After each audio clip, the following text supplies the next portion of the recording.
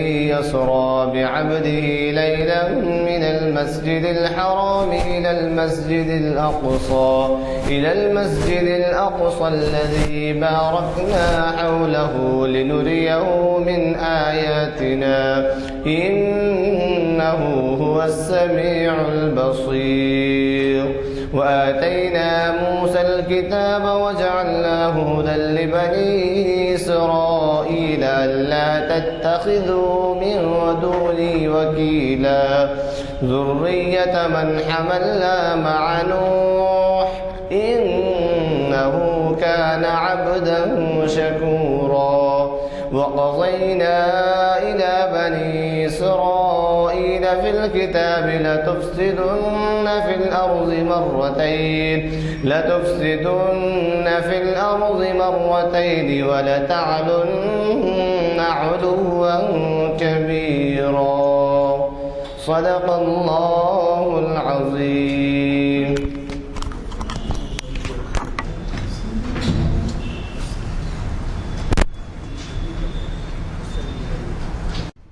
اعلان کیا جا چکا ہے کہ ہماری ہفتہ واری نشست شریعت انفارمیشن سروس کی یہ 742ویں نشست جامع مسجد عالیہ گن فاؤنڈری کے کانفرنس ہال میں آج یعنی بروز 3 دسمبر 2018 مطابق 24 ربیع الاول 1440 ہجری بعد نماز عصر بروز بیوم پیر منعقد ہو رہی ہے. اور آج کا عنوان جیسے کہ آپ کو جو فراہم کیے گئے ہیں اعلامیے اس میں مندرج ہے سیرت رسول صلی اللہ علیہ وسلم، اور اس کو مخاطب کرنے والے بھی آپ کے لیے نئے نہیں ہیں، بلکہ یہ بھی بتا دوں کہ اس کا آغاز ان محافل کا جو شروع ہوا تھا تو اس وقت آپ ہی کے خطاب سے ہوا تھا. پہلا لیکچر آپ کا ہی ہے. تو اللہ کا لاکھ لاکھ شکر ہے کہ ہمیں آج اس مبارک و مسعود محفل میں شرکت کا اور اس سے استفادے کا موقع ملا ہے. یہ بات تو میں پہلے بھی کہہ چکا ہوں کہ آپ ہمارے سفیر بن جائیے اور ہمارے ان محافل کے لیے کوشش کیجیے کہ زیادہ تر نوجوان طبقہ شریک ہوں. میں اس بات کو پھر دہرانا مناسب سمجھوں گا کہ پرانے شہر کے بارے میں جو تذکرے آتے ہیں اخبارات میں، خصوصاً اکا دکا دوسری جگہ کے بھی آتے ہیں، لیکن پرانے شہر کے جو قتل، خون، غارت کری اور زنا، مار پیٹ اور طرح طرح کے جرائم، پہلے تو یہ جرم ذرا نہیں رپورٹ ہوتا تھا، ہوتا ہی نہیں تھا. پھانسی لینا تو اب وہ آپ کو تو معلوم ہے پھانسی حرام ہے، اور وہ پھانسی نہیں بلکہ خودکشی حرام ہے.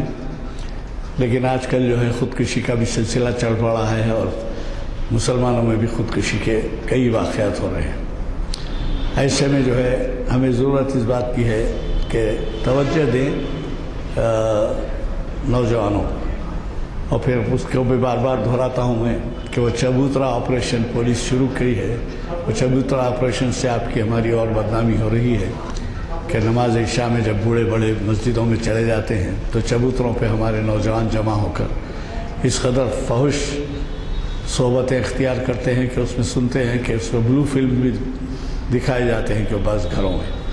خیر اب اس کا ذکر کا تذکرے کی اس وجہ سے ضرورت نہیں ہے کہ آج کے عالم صاحب ہمیں آج ہمیشہ کی طرح ان کو شکوہ یہی رہتا ہے کہ یہ کم وقت ہوتا ہے اور اس میں بہت زیادہ بیان کرنا پڑتا ہے، بہت زیادہ مواد ہوتا ہے جس کو اختصار سے کام لینا پڑتا ہے. لہٰذا میں زیادہ عرض کے بغیر صرف اتنا عرض کر کے دیتا ہوں کہ پرسوں جو محفل ہے یعنی پیر کے دن وہ اقبال اور افغانستان اقبال اور افغانستان جناب ایاز الشیخ صاحب جن کو آپ سن چکے ہیں اس سے پہلے بھی، اور جو اقبال پہ بہت ایک بڑے اسکالر ہیں اور ان سے بہت سے معلومات ہمیں ہوئی.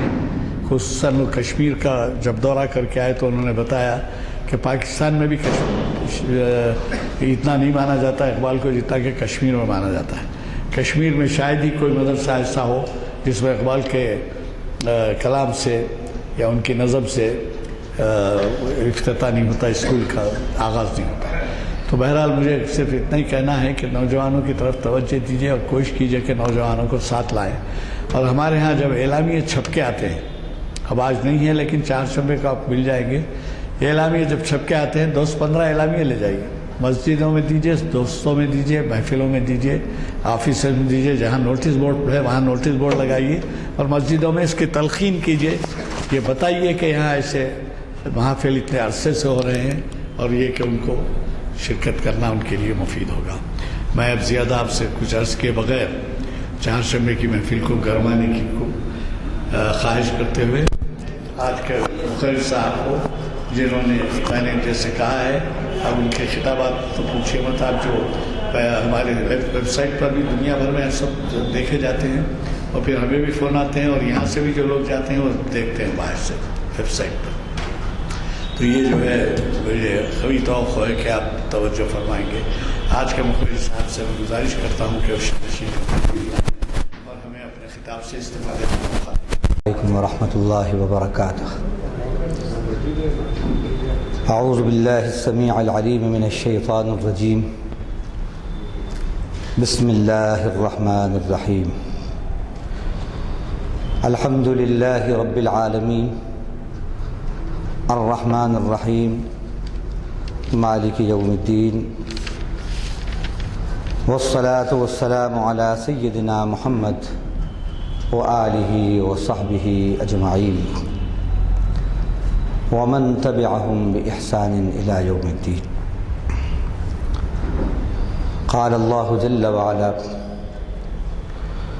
في شأن حبيبه صلوات الله وسلامه عليه: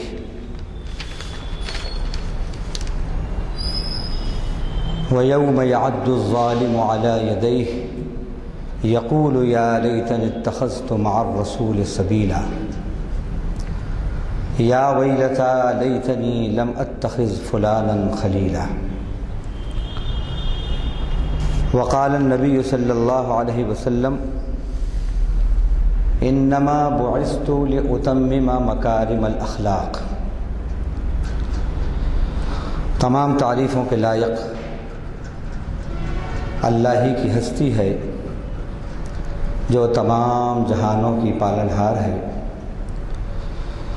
جو بہت ہی مہربان نہایت رحم فرمانے والی ہے، اور جو بدلے کے دن کی مالک ہے. ایسی شان والے پروردگار کے اس کی شایع نشان درود اور سلام ہو اس کے آخری نبی اور رسول، ہمارے رہبر اور رہنما، صاحب اسراء و معراج حضرت محمد مصطفیٰ صلی اللہ وسلم علیہ پر، آپ پر، آپ کی ازواج پر، آپ کی اولاد پر، آپ کے اصحاب پر، اور آپ کی ان تمام امتیوں پر جنہوں نے آپ کے طریقے کو اپنایا، آپ کے راستے کو اپنایا، اور جو قیامت تک آپ کے بتائے ہوئے راستے پر چلتے رہیں گے. حمد و صلوات کے بعد جیسا کہ آپ جانتے ہیں، آج جس عنوان پر اللہ کی توفیق سے ہمیں آپ کے سامنے اپنا کچھ سبق دہرانا ہے، جس عنوان کے تحت، وہ عنوان ہے سیرت رسول صلی اللہ علیہ وسلم اقوال اور احوال کی روشنی میں. سب سے پہلے اس ضمن میں ہم علامہ شبلی نعمانی رحمۃ اللہ علیہ، جو حضرت سید سلیمان ندوی اور مولانا ابوالکلام آزاد کے مایہ ناز استاد تھے، ان کے ایک اقتباس سے اس بزم کے، اس عنوان کا اور اس محفل کا ہم آغاز کریں گے. انہوں نے اپنی کتاب سیرت النبی جلد 2 صفحہ 172 پر لکھا کہ حضرت رسالت پناہ محمد صلی اللہ علیہ وسلم کی حیات اقدس کا یہ وہ حصہ ہے جہاں آ کر آپ کی زندگی تمام انبیاء کرام اور معلمین عالم سے علانیہ ممتاز نظر آتی ہے۔ تاریخی ہستی کا ثبوت ایک طرف، اگر یہ سوال کیا جائے کہ ان اخلاق اور وعظوں کا خود عملی نمونہ کیا تھا، تو دنیا اس کے جواب سے عاجز رہ جائے گی۔ دنیا کے تمام معلمین اخلاق میں، یا تمام معلمین اخلاق، گوتم بدھ اور مسیح کا درجہ سب سے بڑا ہوا ہے، لیکن کیا کوئی بتا سکتا ہے کہ ہندوستان کا یہ مصلح اعظم بدھ عملاً کیا تھا؟ کوہ زیتون کے رحیمانہ اخلاق کا واعظ مسیح دنیا کو اخلاق کا بہترین درس دیتا تھا، لیکن اس کی زندگی کا ایک واقعہ بھی اس کے زرین مقولوں کے سلسلے میں بتا دیں، اس کی تائید میں کوئی پیش کرے تو یہ نہیں کر سکتا۔ لیکن مکے کا معلم امی پکار کر کہتا تھا، لم تقولون ما لا تفعلون، تم کہتے کیوں ہو وہ جو کرتے نہیں ہو۔ وہ خود اپنی تعلیم کا آپ نمونہ تھا، انسانوں کے مجمع عام میں وہ جو کچھ کہتا تھا، گھر کے خلوت کدے میں وہ اسی طرح نظر آتا تھا۔ اخلاق و عمل کا جو نقطہ وہ دوسروں کو سکھاتا تھا، وہ خود اس کا عملی پیکر بن جاتا تھا۔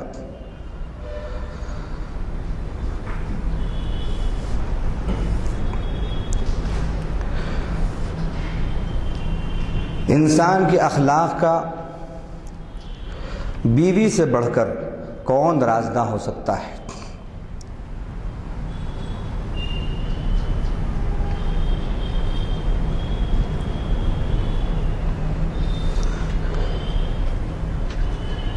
آپ نے آ کر حضرت عائشہ رضی اللہ عنہا سے درخواست کی،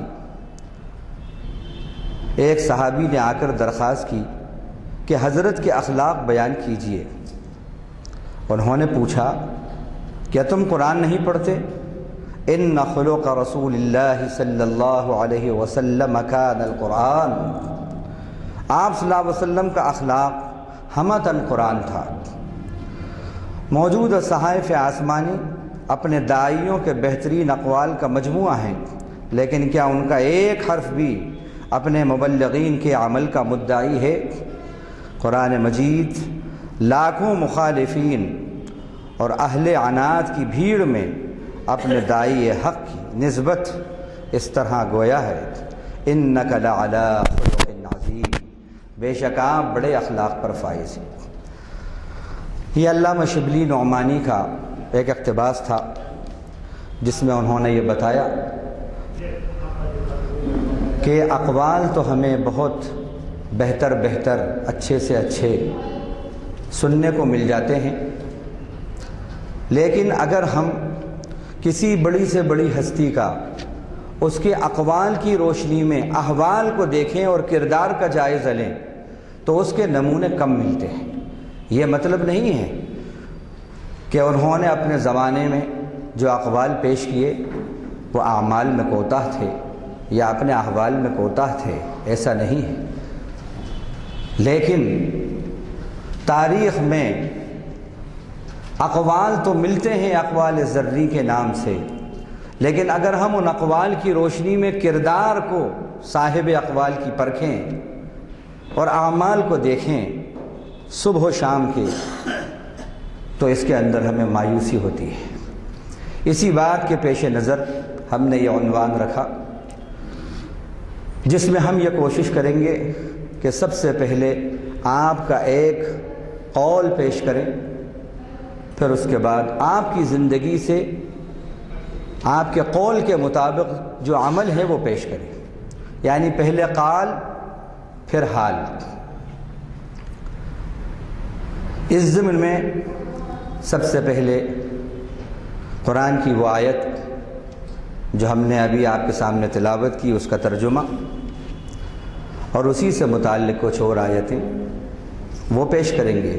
اس کے بعد پھر کچھ عناوین ہیں جو برننگ ٹاپک سے متعلق ہیں، اللہ کے نبی صلی اللہ علیہ وسلم کے اس ضمن میں کیا اقوال ہیں، کیا احوال ہیں، انشاءاللہ پھر اس کو پیش کریں گے۔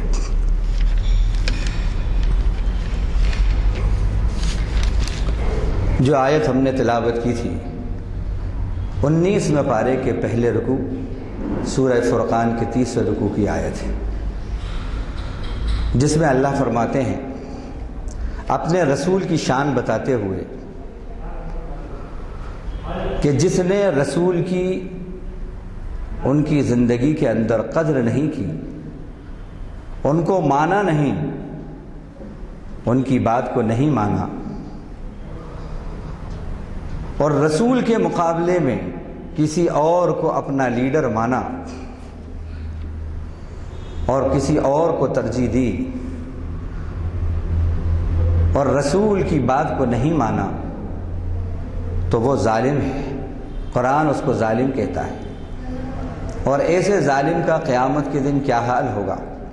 وَيَوْمَ يَعَضُّ الظَّالِمُ عَلَى يَدَيْهِ يَقُولُ يَا لَيْتَنِي اتَّخَذْتُ مَعَ الرَّسُولِ سَبِيلًا يَا وَيْلَتَىٰ لَيْتَنِي لَمْ أَتَّخِذْ فُلَانًا خَلِيلًا۔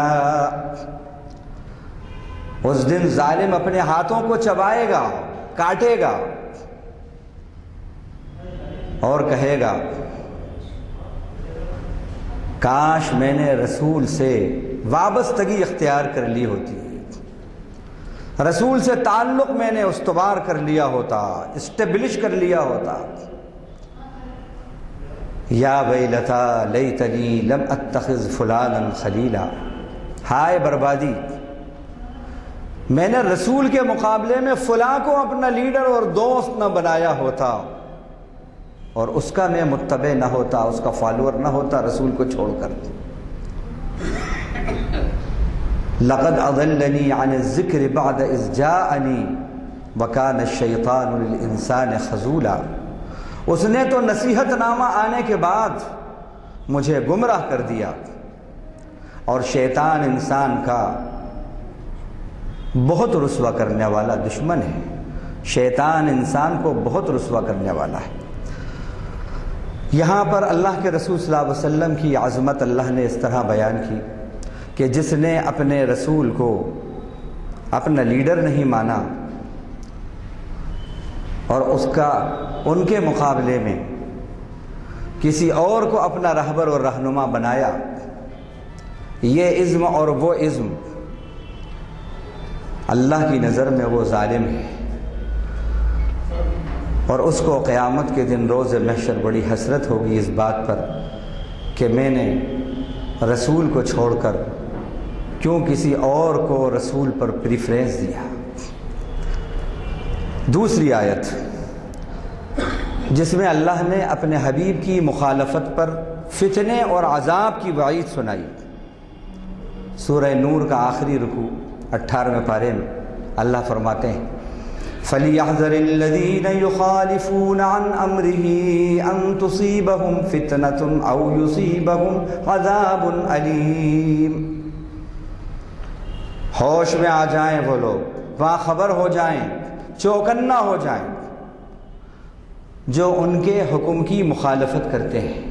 مراد اللہ کے رسول صلی اللہ علیہ وسلم جو آپ کے حکم کی مخالفت کرتے ہیں وہ ہوشیار ہو جائیں، کہیں ایسا نہ ہو ان کو کوئی فتنہ اور کوئی دردناک عذاب پہنچے۔ معلوم ہوا کہ رسول کی مخالفت پر فتنے آتے ہیں، رسول کی مخالفت پر انسان بلاؤں کا، آفتوں کا سامنا کرتا ہے۔ قرآن کہہ رہا ہے، اور تصویر کا دوسرا رخ یہ ہوا کہ رسول کی موافقت سے بلائیں دور ہوتی ہیں، رسول کی مخالفت سے فتنے رحمتوں میں تبدیل ہوتے ہیں، رسول کی موافقت سے مصیبتیں رحمتوں میں تبدیل ہوتی ہیں۔ تیسری آیت جس میں اللہ تعالیٰ نے اپنے رسول کی عزت اور رفعت اس طرح بیان کی، ان الذین یحادون اللہ ورسولہ کبتوا کما کبت الذین من قبلہم، بے شک وہ جو اللہ اور اس کے رسول کی مخالفت کرتے ہیں وہ ایسے ہی اوندھے منہ پٹک دیے جائیں گے جیسا کہ ان سے پہلے پٹک دیے گئے اوندھے منہ۔ اور اسی سورہ مجادلہ میں آخری رکوع میں 28ویں پارے میں اللہ فرماتے ہیں ان الذین یحادون اللہ ورسولہ اولئک فی الاذلین، بے شک وہ جو اللہ اور اس کے رسول کی مخالفت کرتے ہیں وہ ذلیل نہیں اذلین میں سے ہیں، بہت ذلیلوں میں سے ہیں، یعنی رسوا ہیں اور وہ رسوا ہوں گے۔ اسی طرح اللہ نے فرمایا ایک جگہ وَرَفَعْنَا لَكَ ذِكْرَكَ، ہم نے آپ کے لیے آپ کے ذکر کو، آپ کے چرچے کو بلند کر دیا۔ یہ نہیں کہا وَرَفَعْنَا لَكَ اسْمَكَ، ہم نے آپ کے لیے آپ کے نام کو بلند کر دیا۔ ذکر کہتے ہیں چرچے کو۔ چنانچہ آپ دیکھیے اس وقت یہ ریسرچ ہے، ایکیڈمیکلی پروو ہو چکی ہے یہ بات پوری دنیا میں کہ سب سے محبوب نام سروے کے بعد جو معلوم ہوا پوری دنیا میں وہ نام محمد ہے، سب سے محبوب نام پوری دنیا میں۔ اور یہ جو کہا کہ ہم نے آپ کے نام کو رفعت اور بلندی عطا کی، دیکھیے اذان جب تک مکمل نہیں ہوتی جب تک کہ اشہد ان لا الہ الا اللہ کے ساتھ اشہد ان محمد رسول اللہ نہ بلند ہو، اس کی آواز بلند نہ ہو۔ اور یہ آواز جو اذان کی بلند ہوتی ہے یہ میناروں سے بلند ہوتی ہے، بلندی سے بلند ہوتی ہے۔ اور عجیب بات ہے، اگر جائزہ لیں آپ جغرافیہ کے اعتبار سے اس بات کا، تو 24 گھنٹے میں کوئی گھڑی ایسی نہیں ہوتی کہ یہ آواز وہاں گونج نہ رہی ہو۔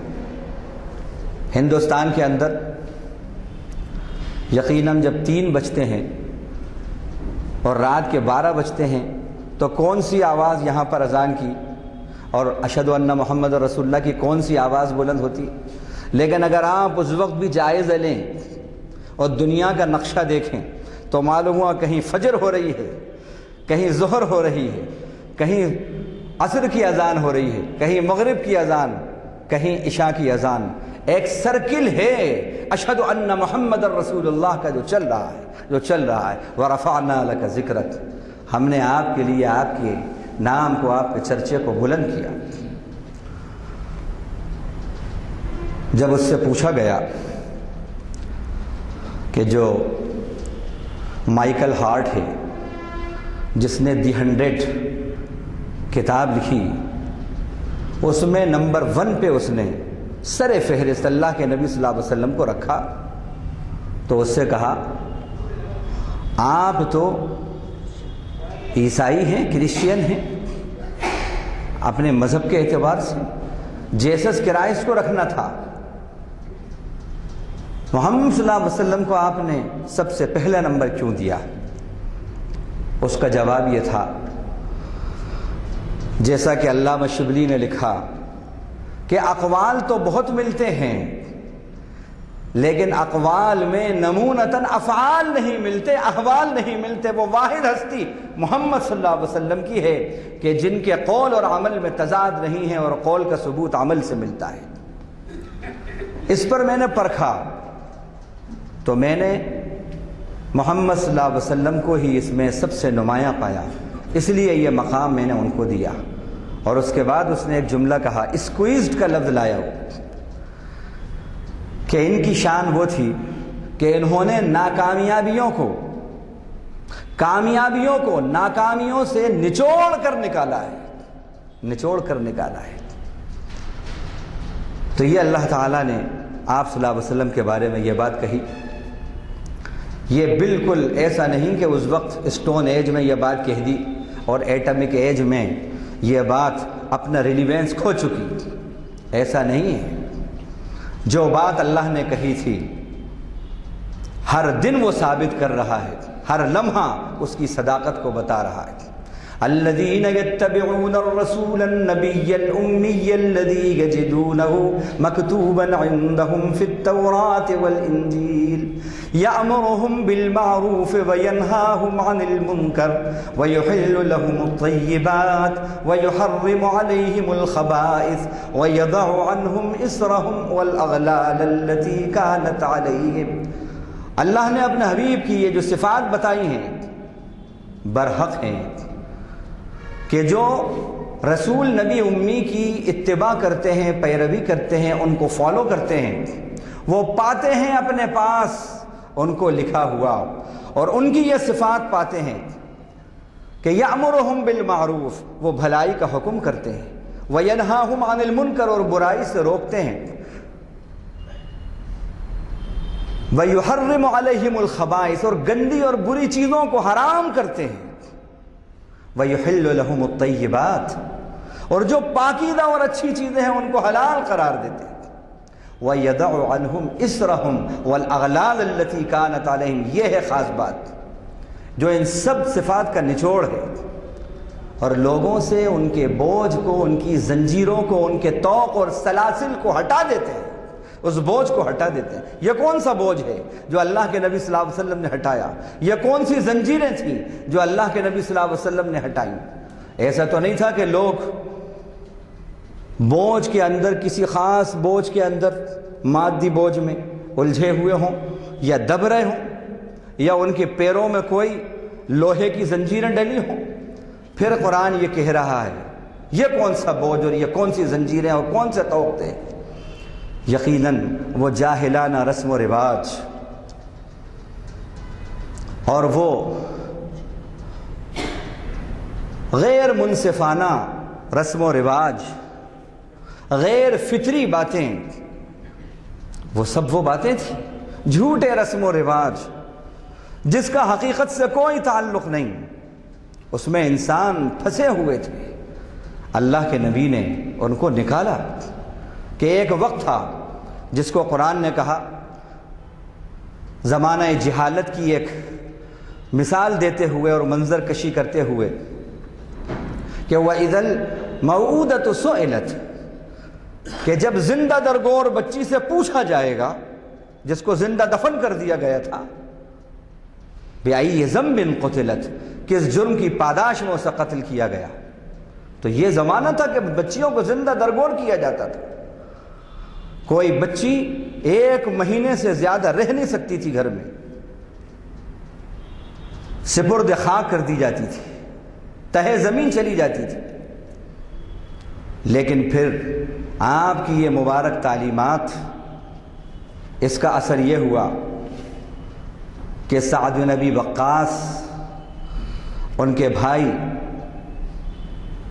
ان کا انتقال ہو رہا ہے، بیٹی کو اپنے چھوڑ رہے، ایک ہی بیٹی ہے، اس کی تعلیم و تربیت اور پرورش پر پھوپھی میں اور چچا کے اندر بحث ہو رہی ہے۔ پھوپھی کہہ رہی ہے میں زیادہ حقدار ہوں اپنے بھائی کی اس نشانی کا کہ میں اس کو پالوں، یہ بچی ہے اور بچی کا درد اور بچی کی صحیح تربیت ایک عورت ہی کر سکتی ہے۔ وہ کہہ رہا نہیں یہ میرے بھائی کی نشانی ہے، میں اس کو پالوں گا۔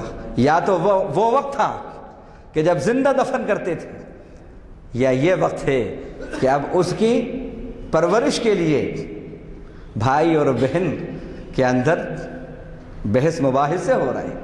یہ تعلیمات رسول کا، سیرت رسول کا نتیجہ تھا۔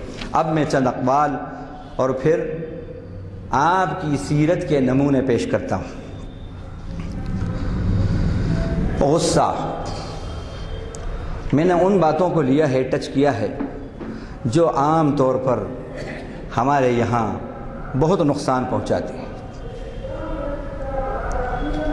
غصہ، اس سے بڑے نقصان ہوتے ہیں، بڑے بڑے نقصان، گھر ویران ہو جاتے ہیں، خاندان تباہ ہو جاتے ہیں، ملک تباہ ہو جاتے ہیں۔ آپ صلی اللہ علیہ وسلم نے غصے کے سلسلے میں کیا فرمایا؟ لیس الشدید بالسرعہ انما الشدید الذی یملک نفسہ عند الغضب۔ حضرت ابو ہریرہ اس کے راوی ہیں رضی اللہ عنہ، بخاری شریف میں روایت آئی ہے کہ طاقتور وہ نہیں ہیں جو پچھاڑ دے کسی کو، شکست دے دے، بلکہ طاقتور تو واقعی وہ ہے جو غصے کے وقت اپنے نفس پہ کنٹرول کر لے۔ یہ بات آپ نے کہی، کتنا اچھا قول ہے۔ اب نمونہ پیش کرتا ہوں آپ پر۔ زید بن صنعہ یا صعنہ، بعد میں یہ مشرف اسلام ہوئے، ایک یہودی ہیں۔ انہوں نے تجارت کے اندر زمانہ اسلام سے پہلے کچھ قرض اللہ کے نبی صلی اللہ علیہ وسلم کو دیا تھا۔ آپ صلی اللہ علیہ وسلم نے ان سے کچھ قرض لیا، اور آپ جتنے بھی قرض لیتے تھے ایک بات سن لیں کہ یہ کہا جاتا ہے صاحب قرض لینا تو نبی کی سنت ہے، لے سکتے ہیں۔ ایک بات سمجھ لیں، سیرت کا آپ مطالعہ کریں، آپ نے جتنے قرض لیے ہیں اپنی ذات کے لیے نہیں لیے ہیں، اکثر یہ آپ کو ملے گا۔ جتنے قرض لیے ہیں، کوئی مہمان آیا ہے تو مہمان نوازی کے لیے، کوئی غریب محتاج ہے تو اس کی محتاجی دور کرنے کے لیے، دوسروں کے لیے لیے، اکثر 99%۔ تو بہرحال آپ صلی اللہ علیہ وسلم نے ان سے کچھ قرض لیا تھا۔ وہ آتے ہیں اور آ کر آپ کے گردن مبارک کے اندر چادر تھی، اس چادر کو پکڑتے ہیں اور آپ کو گھسیٹتے ہیں۔ آپ کا چہرہ سرخ ہو جاتا ہے۔ حضرت عمر موجود ہیں، حضرت عمر رضی اللہ عنہ کو غصہ آ جاتا ہے اور وہ اس کو برا بھلا کہتے ہیں۔ اب ہونا کیا چاہیے تھا؟ ہم میں سے اگر کوئی ہوتا اور پھر اس طرح ہمارے ساتھ کوئی معاملہ کرتا اور کوئی ہماری تائید میں بات کہتا تو ہم تو اس کو اپنا دوست سمجھتے، اس کی تعریف کرتے۔ لیکن آپ صلی اللہ علیہ وسلم نے کہا اس سے کہ بھائی ابھی تو 3 دن مدت قرض میں، ابھی تو 3 دن باقی ہیں، جو ہماری تم سے بات ہوئی تھی 3 دن باقی ہیں ابھی تو۔ خیر وہ چلا گیا، اور پھر اس کے بعد اس نے ایک بات کہی، تم بنو ہاشم کا کوئی بھروسہ نہیں ہے، پتہ نہیں وقت پہ دیتے ہو یا نہیں دیتے، یہ جملہ کہا اور چلا گیا۔ اللہ کے نبی صلی اللہ علیہ وسلم نے جو مقررہ وقت تھا اس سے پہلے اس کا قرض حضرت عمر رضی اللہ عنہ کے ذریعے بھیجا، اور پھر 20 سا الگ سے آپ نے حضرت، یعنی 20 سیر سمجھیے، وہ الگ سے حضرت عمر کو دیا کہ یہ تو اس کا قرض تھا اور یہ 20 سیر جو ہے یہ الگ سے اس کو دینا۔ وہ لے کر وہاں پہنچے حضرت عمر، انہوں نے وہ دے دیا قرض، ان کا یہ تمہارا قرض۔ اس نے 20 سا کو جب دیکھا کہ مزید اور مل رہا ہے تو ان کا یہ کیا ہے؟ اور انہوں نے کہا یہ جو میں نے تم سے کچھ غصے میں بات کہہ دی تھی، اللہ کے نبی نے کہا یہ اس کا تاوان ہے، یہ اس کا تاوان ہے۔ اور پھر اس وقت ایک بات میں بھول گیا کہنا، حضرت عمر سے اس وقت کیا کہا اللہ کے نبی صلی اللہ علیہ وسلم نے؟ اور ان کا عمر تم کو ایسا نہیں کہنا چاہیے تھا، اس کو جو تم نے ڈانٹ ڈپٹ کری اس کو ڈانٹ ڈپٹ نہیں کرنا چاہیے تھا، بلکہ تمہیں صحیح طریقہ یہ تھا کہ تم یہ کہتے، تم مجھ سے کہتے کہ جب وقت آئے تو آپ وقت پہ ادا کر دیجئے گا، اور اس سے یہ کہتے کہ ابھی تو تمہارا وقت بھی نہیں ہوا ہے، تم اتنی سختی کیوں کر رہے ہو، یہ کہنا چاہیے تھا تم کو۔ اور پھر اس کے بعد یہ عمل آپ نے کیا۔ یہ قول ہے اور یہ عمل ہے۔ غصے پر کنٹرول کرنا یہ معمولی بات نہیں ہے۔ اسی طرح ایک شخص جو عالم ہے یہود کا، وہ اللہ کے نبی صلی اللہ علیہ وسلم کے پاس آتا ہے اور آ کر کہتا ہے میں رات میں آپ کے یہاں رہنا چاہتا ہوں، ایک رات قیام کرنا چاہتا ہوں۔ آپ نے کہا کہ بالکل رہ سکتے ہیں آپ نے ضیافت کا انتظام کیا، مہمان ہے، انتظام کیا، صبح اس نے آپ صلی اللہ علیہ وسلم کے اس بستر پر جو آپ نے خود اس کے لیے مہیا کیا تھا اجابت کر دی۔ ہم میں سے اگر کوئی ہوتا تو غصہ تھوڑا بہت تو آتا اس کو، ایک آدھ جملہ تو کچھ کہتا، میں نے تیرے ساتھ یہ کیا اور تجھے اتنی عقل اور شعور نہیں ہے کہ تو نے یہ میرے احسان کا صلہ دیا، ایسی میں نے تیری ضیافت کی، تو نے یہ صلہ دیا، اور تو دیوانہ تو نہیں ہے، تو بڑا اچھا ہے اور لوگ تیری بڑی تعریف کرتے ہیں، ریسپیکٹ دیتے ہیں، تجھے ایک مقام حاصل ہے اپنی سوسائٹی میں، یہ کہہ سکتے تھے۔ آپ صلی اللہ علیہ وسلم اپنے ہاتھ سے اس کی اجابت صاف کرتے ہیں۔ اتنے میں ایک صحابی آ جاتے ہیں، دیکھا کہ یہ عمل آپ صلی اللہ علیہ وسلم فرما رہے ہیں، اور انہوں نے کہا اللہ کے نبی میں یہ کام انجام دیتا ہوں۔ آپ نے کہا میرا مہمان ہے، یہ میرا حق ہے کہ میں اس کی خدمت کروں۔ نتیجہ کیا ہوا؟ یہ دونوں حضرات اپنے مقام سے ہٹے نہیں ہیں، اسی وقت اشہد ان لا الہ الا اللہ و اشہد ان محمدً عبدہ و رسولہ پڑھا انہوں نے۔ یہ قول ہے اور عمل ہے، ورنہ غصے کا کیا حال ہوتا ہے ایسے مواقع پر۔ اور جب آدمی ایب نارمل کنڈیشن میں ہو، اس وقت کنٹرول اپنے آپ کو کرنا اور اس وقت اخلاق کا ثبوت دینا، یہ بڑا کمال ہے۔ نارمل حالات میں جب پیٹ بھرا ہے، کھٹی ڈکانے آ رہی ہیں تو صدقہ خیرات کرنا آسان ہے، کسی بھوکے کو کھانا کھلانا جب آپ کے پاس فاضل ہے، ایکسٹرا ہے تو بہت آسان ہے، ارے دے دو، 50 جوڑے ہیں میرے پاس، دے دو، ایک آدھ اس کو بھی دے دو، یہ بہت آسان ہے۔ لیکن اس وقت جب کہ ایب نارمل کنڈیشن ہو، ناموافق حالت ہو، اس وقت اخلاق کا ثبوت دینا اور غصے کو برداشت کرنا، یہ بڑا کمال ہے۔ یہ ہے لقد کان لکم فی رسول اللہ اسوۃ حسنہ۔ تو یہ اس پر میں نے ایک بات آپ کے سامنے پیش کی۔ اسی طرح مانگنا، سوال کرنا، گداگری، یہ بھی ہم دیکھتے ہیں کہ بڑی عام ہے، یہ بیماری ہماری قوم میں بھی عام ہے۔ ہٹے کٹے ہیں اور مانگ رہے ہیں، پیشہ بنا لیا، مانگ رہے ہیں۔ ایک فقیر کو میں نے دیکھا کہ وہ بھیک مانگتا ہے، اور اتفاق سے اس کے گھر کے سامنے سے گزر ہوئے تو کلر ٹی وی چل رہی ہے، اور معلوم ہوا کہ یہ تو بڑا اچھا وہ ہے۔ ایسے ہی پڑھا کہ ایک فقیر ہے جو ٹیکس پیئر ہے، ٹیکس پیئر ہے، قرضے دیتا ہے لوگوں کو۔ کہا ایسا کیوں کرتے ہو؟ ہم مغل فقیر ہیں، یہ ہمارا پیشہ ہے۔ اب یہ دیکھیے اس پر اللہ کے نبی صلی اللہ علیہ وسلم نے کیا فرمایا، الید العلیٰ خیر من الید السفلیٰ، یہ آپ کا فرمان ہے۔ اونچا ہاتھ نیچے ہاتھ سے بہتر ہے، یہ آپ کا فرمان ہے۔ اب ظاہر ہے اونچا ہاتھ کون سا ہوتا ہے؟ دینے والا۔ نیچا ہاتھ کون سا ہوتا ہے؟ لینے والا۔ یہ جملہ کتنا اچھا ہے، لیکن عملی طور پر آپ نے کیسا پیش کیا ہے یہ بتاتا ہوں آپ کو۔ ایک انصاری صحابی آپ صلی اللہ علیہ وسلم کے پاس آتے ہیں، کچھ سوال کرتے ہیں آپ سے۔ آپ کا یہ معمول ہوتا تھا کہ اگر کوئی آتا ہے حاجت مند اور سوال کرتا تو آپ دیتے اس کو، پھر کرتا پھر دیتے، پھر کرتا پھر دیتے، پھر اصلاح کرتے، یہ معمول تھا آپ کا۔ تو چنانچہ یہ آئے، آپ کے پاس غالباً اس وقت نہیں ہوگا کچھ، تو آپ نے ان صحابی سے پوچھا تمہارے پاس کچھ نہیں ہے کیا؟ اور انہوں نے کہا ایک بچھونا ہے، آدھا بچھا لیتا ہوں اس کو، آدھا اوڑھ لیتا ہوں، اور ایک پیالہ ہے۔ آپ صلی اللہ علیہ وسلم نے کہا لے کر آؤ، بچھونا تو تمہاری ضرورت ہے، وہ پیالہ لے کر آؤ۔ وہ پیالہ لایا، اس وقت آپ نے وہ پیالہ ہاتھ میں لیا، اور پھر اگر میں کہوں تو یہ غلط نہ ہوگا کہ آپ نے اس پیالے کا آکشن کیا، یہ بات غلط نہ ہوگی کیونکہ وہاں کچھ صحابہ تھے محفل میں۔ آپ نے ہاتھ میں لے کر کہا اس پیالے کی قیمت تم میں سے کون کتنی دیتا ہے، کتنے میں سے خریدتا ہے؟ ایک صحابی نے کہا 1 درہم، دوسرے نے کہا 2 درہم،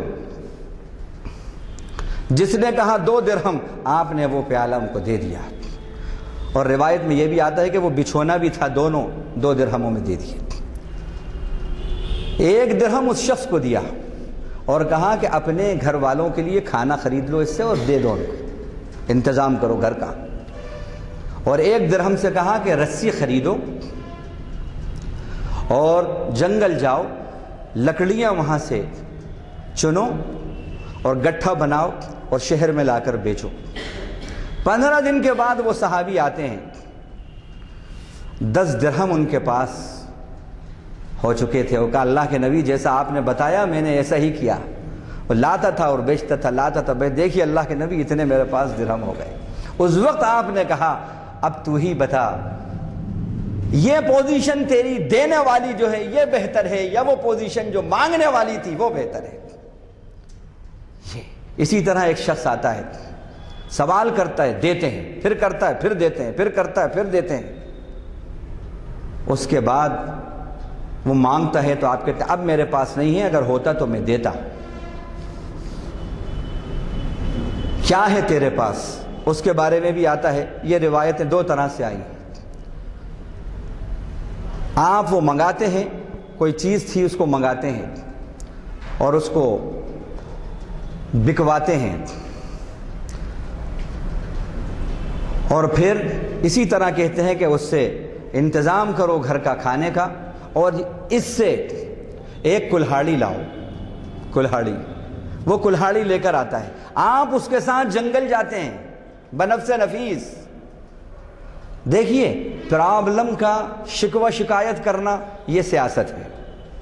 ہماری آج کی سیاست جو ہے شکوے تو بہت کرتی ہے، شکووں کا حل نہیں بتاتی۔ مسائل کا تو ہر طرف رونا ہے، یہ مسئلہ وہ مسئلہ، لیکن سالوشن کیا ہے اس کا؟ پریکٹیکلی حل کیا ہے؟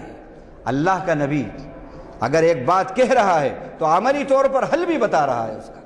آپ صلی اللہ علیہ وسلم بنفس نفیس ان کے ساتھ جنگل گئے اور ایک درخت سے آپ نے ایک چھڑی کو توڑا، لکڑی کو، اور اس کو اس میں فٹ کیا کلہاڑی میں، اور کہا کہ جاؤ جنگل سے لکڑیاں کاٹو اور 1 ہفتے کے بعد پھر تم میرے پاس آنا، یہ لکڑیاں کاٹو اور بیچو اور 1 ہفتے کے پاس آنا۔ وہ بڑا خوش 1 ہفتے کے بعد آتا ہے، کہتا اللہ کے نبی دیکھیے اتنا مجھے فائدہ ہوا۔ اس وقت آپ نے یہ جملہ کہا، الید العلیٰ خیر من الید السفلیٰ، اونچا ہاتھ نیچے ہاتھ سے بہتر ہے، دینے والا ہاتھ نیچے ہاتھ سے بہتر ہے۔ ایک مرتبہ ایک صحابی آئے، آپ نے سلام کیا، انہوں نے سلام کیا، جواب دیا آپ نے۔ اکثر صحابہ سلام کر کے مصافحہ کر لیتے تھے، کیونکہ آپ ہر ایک کی تمنا ہوتی تھی کہ اللہ کے نبی صلی اللہ علیہ وسلم سے مصافحہ کریں۔ انہوں نے کچھ تاخیر کی تو آپ نے ہاتھ بڑھایا، انہوں نے ہاتھ بجائے ملانے کے پیچھے کر لیے، تو آپ صلی اللہ علیہ وسلم نے ان سے پوچھا کیا بات ہے؟ انہوں نے کہا اللہ کے نبی میں محنت کش ہوں، محنت کرتا ہوں، اس محنت کی وجہ سے میرے ہاتھوں میں گٹے پڑ گئے، اور آپ کے نرم اور ملائم ہاتھ ہیں، میں نہیں چاہتا کہ میں مصافحہ کروں تو میرے نبی کے ان ملائم ہاتھوں کو تکلیف ہو، اس لیے اللہ کے نبی میں نے مصافحہ آپ سے نہیں کیا، میں نے تکلیف دینا نہیں چاہیے آپ۔ یہ سنا آپ نے، اس کا ہاتھ لے کر چوم لیا آپ نے اور کہا خدا کی قسم وہ ہاتھ محنت سے جس کا یہ حال ہو وہ ان ہاتھوں سے بہتر ہے جو بھیک مانگنے والے ہوں۔ یہ ہے نمونہ، ادھر کہہ رہے ہیں تو ادھر عملی طور پر بتایا کر کے۔ اسی طرح اب باتیں تو اور بھی ہیں لیکن چونکہ وقت ہو رہا ہے، اس میں انشاءاللہ اللہ نے موقع دیے تو بعد میں تکمیل کریں گے۔ ایک اہم بات وہ آپ کو کہہ کر بات ختم کریں گے۔ اکثر آج کل یہ ہوتا ہے کہ صاحب فلاں پہلوان نے یا فلاں لیڈر نے وہ جگہ غصب کر لی، جگہ غصب کر لی، قبضہ کر لیا، یہ ہوتا ہے۔ آپ نے ایسے موقع پہ فرمایا، ایک مرتبہ آپ نے فرمایا، آپ کا یہ قول ہے من اقتطع شبرا من الارض ظلما طوقہ اللہ ایاہ یوم القیامہ من 7 اردین۔ ایک بالش بھی زمین اگر کسی نے کسی کی ظلم کے طور پر ہتھیائی ہے، غصب کی ہے، تو اللہ اس کی گردن میں 7 زمینوں کا طوق ڈالے گا، 7 زمینوں کا طوق ڈالے گا۔ اب ذرا غور کریں آپ، نوشہ میاں 1 کلو اور آدھا کلو کا جو خوشبو کا ہار ہوتا ہے وہ نہیں ڈال سکتے 1 گھنٹے، فوراً اتار کے اپنے دوست کو دے دیتے ہیں۔ 7 زمینوں کا طوق وہ لیڈر، وہ غاصب لیڈر اور غاصب پہلوان برداشت کر سکتا ہے؟ یہ بات آپ نے کہی۔ اب اس پر اب آپ سنیں اللہ کے نبی کا حال، آپ کا خود کردار کیا ہے۔ انصاف کی بات اس میں کہی آپ نے، وہ کیا ہے؟ آپ صلی اللہ علیہ وسلم نے ایک مرتبہ ایسا ہوا کہ آپ کی ازواج میں سے ایک زوجہ محترمہ نے یعنی ام المومنین نے ایک پیالے میں آپ کے پاس کچھ سالن بھیجا، مشہور بات ہے، سالن بھیجا۔ اس وقت باری تھی آپ کی، آپ تھے حضرت عائشہ رضی اللہ عنہا کے گھر۔ ہاں، اب وہ لا کر دیا اور کہا کہ فلاں نے بھیجا ہے۔ اماں جان کو غصہ آ گیا، کہا کہ ہمیں بتا رہے ہو کہ تم ایسا خیال کرتی ہو اللہ کے نبی کا؟ اور غصے میں وہ پیالہ لیا اور ضربت بیدہا، آتا ہے اس کو لے کر پھینک دیا، وہ ٹوٹ گیا۔ اب یہ کتنے غصے والی بات تھی۔ اب بظاہر وہ پیالہ جس کا تھا اس کو واپس جانا تھا، نہیں جاتا تو ایک طرح سے ظلمن گویا کہ وہ قابض مانے جاتے۔ آپ صلی اللہ علیہ وسلم نے کیا کیا؟ بریرہ جو تھی خادمہ، ان سے کہا کہ دیکھو اسی طرح کا کوئی پیالہ ہے، وہ لے کر آؤ، دیکھو ذرا ہے۔ اور اس پیالے کو جوڑا، آپ صلی اللہ علیہ وسلم نے اس پیالے کو جوڑا اور اس کو رکھ دیا اور کہا کہ دیکھو اسی طرح کا کوئی پیالہ ہو تو لے کر آؤ۔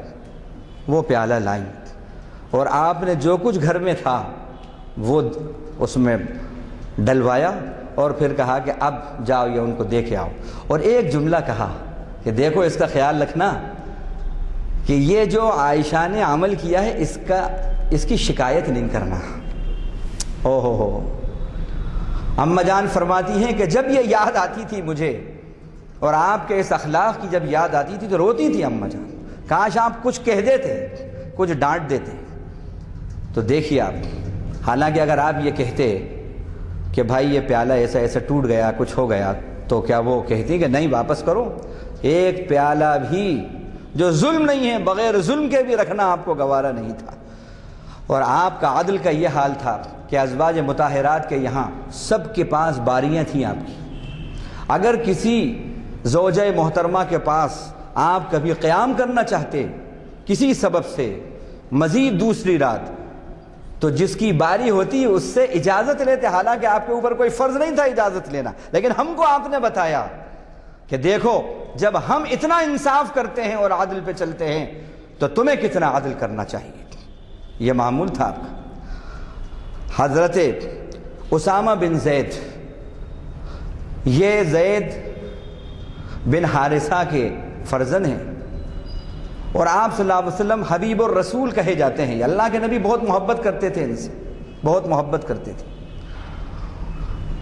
قبیلہ بنو مخزوم کی ایک عورت نے، اس کا نام بھی فاطمہ تھا اتفاق سے، اس نے چوری کری۔ اب چوری پر ہاتھ کٹنے کی جو سزا ہے وہ طے ہو گئی۔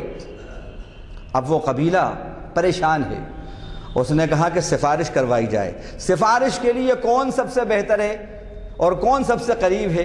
ان کا کہ زید، اسامہ بن زید جو ہیں یہ بہت قریب ہیں اور اللہ کے نبی ان کی بات مانتے ہیں، بڑی محبت کرتے ہیں۔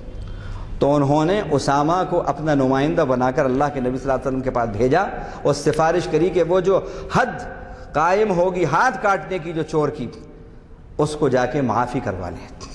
جیسے ہی اسامہ بن زید آئے ہیں اور انہوں نے یہ جملہ کہا تو آپ کی زبان سے نکلا، خدا کی قسم اگر اس فاطمہ کی جگہ فاطمہ بنت محمد بھی ہوتی تو محمد اس پر بھی حد قائم کرتا، اس پر بھی حد قائم کرتا۔ اور پھر کیا کہا آپ نے؟